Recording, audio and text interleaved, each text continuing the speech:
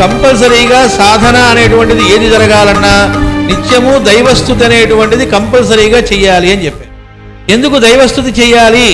అక్కడ మాస్టర్ గారు చెబుతారు, భాగవతంలో ఉన్నదే అక్కడ కోట్ చేసి చెప్పింది ఏంటంటే, నువ్వు యజ్ఞయాగాది క్రతువులు చేసినా, ఆలయాలు నిర్మించినా, ఉపనయన సంస్కారాలు, వివాహ సంస్కారాలు లాంటివి చేయించినా, చెట్లు నాటినా, వనములను ఏర్పాటు చేసినా, మొత్తం లిస్ట్ అంతా ఇచ్చారు. యోగము చేసినా, తపస్సులు చేసినా, ఏమి చేసినా దేవుని స్థితి చేయటం అనేటువంటిది లేకపోతే అవన్నీ వ్యర్థము, దాంతో సమానము కావు.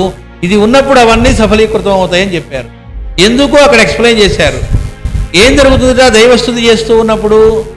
దైవస్థుతి చేసినప్పుడు తాను ఉండడం ఉండదు, తాను స్తుతించేవాడు, స్తుతింపబడే పేరుగా ఉండడం అనేటువంటిది లేకుండా నెమ్మదిగా వీడు వాడవటం అనే దానిలోకి వెళ్ళిపోతారు.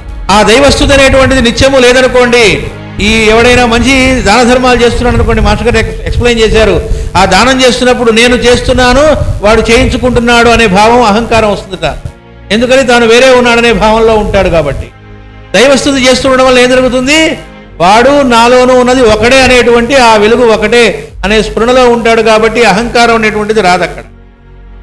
కాబట్టి దైవస్థుతి కంపల్సరీ అని చెప్పారు.